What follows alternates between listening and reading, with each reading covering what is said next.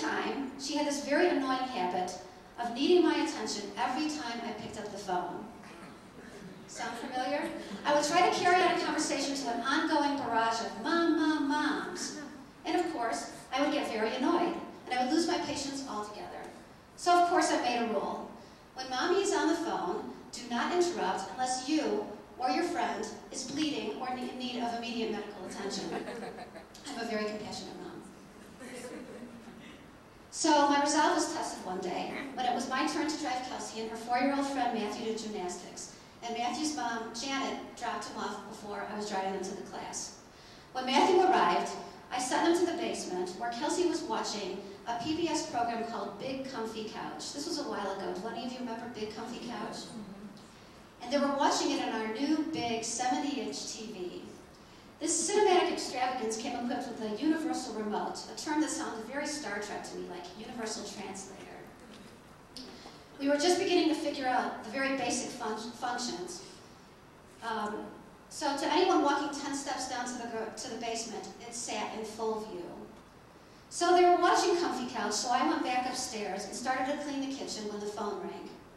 While I was talking to my sister about nothing I can recall, Kelsey came running up the stairs, trailed by Matthew, whining, "Mom, Mom, Mom, there's a lady on TV, and she's dying." "I'm on the phone," I nodded, and gave her a very stern look designed to get my point across. My plan was to completely ignore her, to finally teach her a lesson that you do not interrupt your mother. But then something occurred to me. Why would somebody be dying on a comfy couch? That sounded very uncomfy couch-like.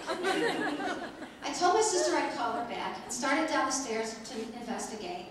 As I approached step 5 with the kids close behind, I noticed that what was on this giant 70-inch TV were a naked man and a naked woman engaged in an activity that, had she stayed down another minute, would have revealed that she wasn't really dying.